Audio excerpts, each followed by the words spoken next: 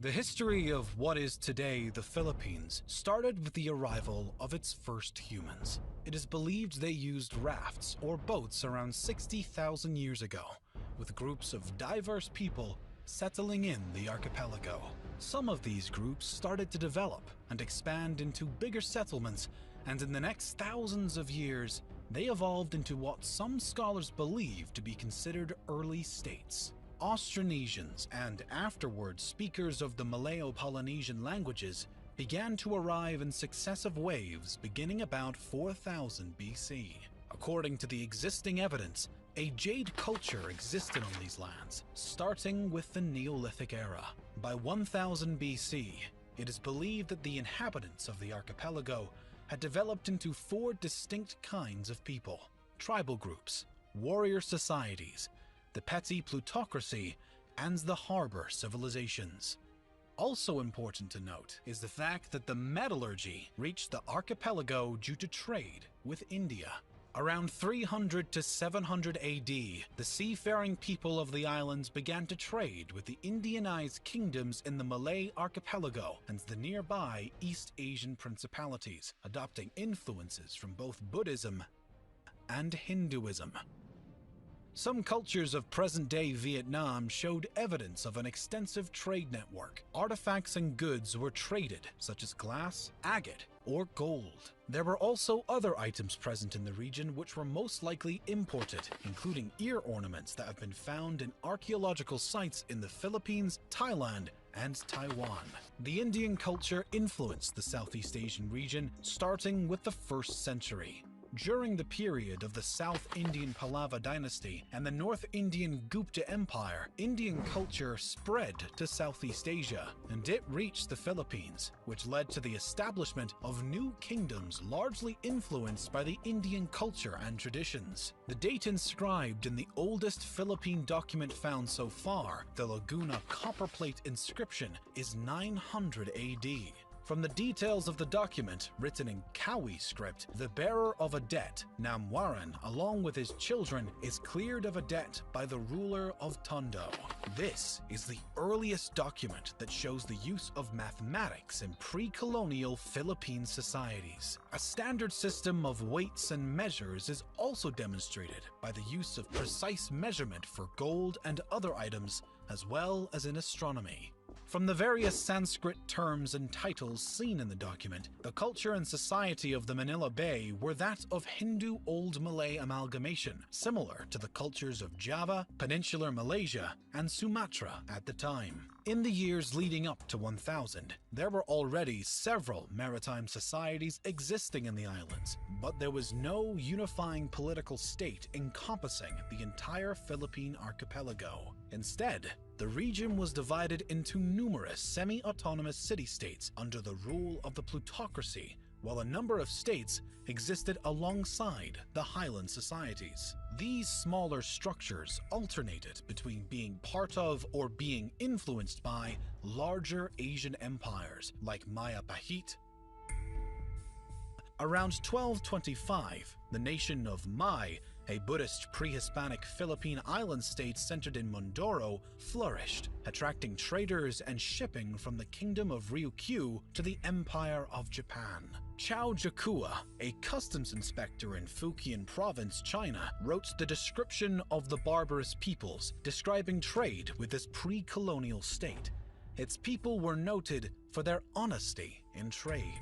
Much of what is now Indonesia was ruled by the Hindu Maya Pahit Empire. During the 1300s, this empire ruled over Luzon Island and the Sulu archipelago. As more and more influence was on these islands, skirmishes and battles also existed. Some local tribes were waging incessant guerrilla warfare against them. Eventually, the kingdoms of Luzon regained independence from Maya Pahit after the Battle of Manila 1365. Sulu also re-established independence, and in vengeance, assaulted the Maya Pahit province of Brunei before a fleet from the capital drove them out. The start of the Islamic era in Indonesia set the collapse of the Maya Pahites as its provinces eventually seceded and became independent sultanates. In 1380, Makhdoom Karim, an Arab trader born in Johor, arrived in Sulu from Malacca and brought Islam to the Philippines. Additionally, Sharif ul Hashim, an Arab Muslim explorer, established the Sultanate of Sulu by converting its previous ruler, the Hindu king Raja Baguinda, to Islam and then marrying his daughter. The Sultanate of Maguindanao rose to prominence at the end of the 15th century. Meanwhile, the religion was introduced to the area by Muslim missionaries and traders from the Middle East, Indian, and Malay regions who propagated Islam to Sulu and Maguindanao. As before, when Buddhist and Hindu cultures influenced the archipelago, the same case happened with the Muslim culture. Upon the secession of Brunei from the Maya-Pahit Empire, they imported the Arab emir from Mecca, Sharif Ali, and became an independent sultanate. The new religion started to grow roots in the Philippines through conquest and conversion of local leaders in the next decades. Moreover, Islam was further strengthened by the arrival to the Philippines of traders and proselytizers from Malaysia and Indonesia. In 1521, the Spanish reached the archipelago through the expedition around the world led by Portuguese-born Spanish explorer Ferdinand Magellan. Claiming the islands he saw for the Spanish Empire, he established friendly relations with some of the local leaders and converted some of them to Roman Catholicism. Because the Philippines are a large archipelago, the Spaniards started to explore many islands. However, the explorer Ferdinand Magellan was killed during the Battle of Mactan against the local ruler Lapu-Lapu.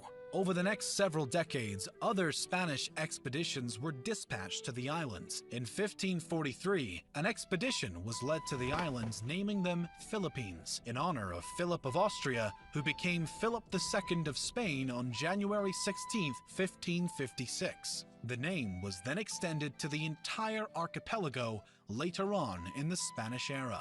European colonization began in earnest when Spanish explorer Miguel López de Legazpi arrived from Mexico in 1565 and formed the first European settlements in Cebu. Through diplomatic and military annexation of some lands, incorporating local states including the Kingdom of Tondo, the Spaniards established Manila as the capital of the Spanish East Indies. In 1578, the Castilian War erupted between the Christian Spaniards and Muslim Bruneians over control of the Philippine archipelago. The Christian troops were so diverse due to generally being made up of people under the Spanish rule, including Native Americans, namely Aztecs, Mayans, and Incans, who were gathered and sent from Mexico and South America to be led by Spanish officers that had worked together with native Filipinos in military campaigns across Southeast Asia. The Muslim side was also very diverse though. They were supported by the Ottoman Empire, with their troops consisting of Malay warriors and expeditionary forces sent by the Ottomans, which included mainly Turks, Egyptians, Swahilis, Somalis, Indians, and others. The conflict ended with a status quo antebellum. Just 20 years after the conquest of Luzon, remarkable progress existed in the work of colonization of the islands and the spread of Christianity. A cathedral was built in the city of Manila with an episcopal palace. Other monasteries and churches were built across islands, and more people started to convert to Christianity. Furthermore, Spanish and Mexican families settled in the new lands, creating stronger communities. Much of the archipelago came under Spanish rule, creating the first unified political structure known as the Philippines. Spanish colonial rule saw the introduction of Christianity, the code of law, and the oldest modern university in Asia. The Philippines was ruled by the Mexico-based Viceroyalty of New Spain, and after, the colony was directly governed by Spain. Many of the local people revolted in the next centuries due to some abuses made by the Spanish authorities. Their rule ended after the American-Spanish War at the end of the 19th century in 1898. The Philippines became a territory of the United States. The United States then established the insular government to rule the Philippines. In 1907, the elected assembly was set up with popular elections. The U.S. promised independence in the Jones Act to the country, and the Philippine Commonwealth was established in 1935 as a 10-year interim step period to full independence. But before gaining total freedom, in 1942, during World War II, the Philippines was occupied by Japanese forces. By 1945, the U.S. liberated the Philippines, and the Treaty of Manila in 1946 established an independent Philippine Republic. The period of their independence was marked by internal skirmishes and a smaller period of dictatorship, but also huge progress and development, with Manuel Roxas becoming the first president of the Independent Republic of the Philippines. The United States seceded its sovereignty over the Philippines on July 4, 1946, as scheduled. However, the Philippine economy remained highly dependent on United States markets. Roxas died suddenly of a heart attack in April 1948, and the Vice President Elpidio Quirino ruled the country until 1953. Some communist partisans existed in the islands, but were defeated in the 50s. Additionally, an important event happened in the middle of the 1960s. Ferdinand Marcos took power in 1965 and ruled until 1986. This era included the final years of the Third Republic from 1965 to 1972, and the Philippines under martial law 1972 to 1981. His reign was marked by dictatorship and instability. In 1986, Ferdinand Marcos was removed from power and replaced by Maria Corazon Aquino. Up to the present day, 5 other presidents ruled the Philippines.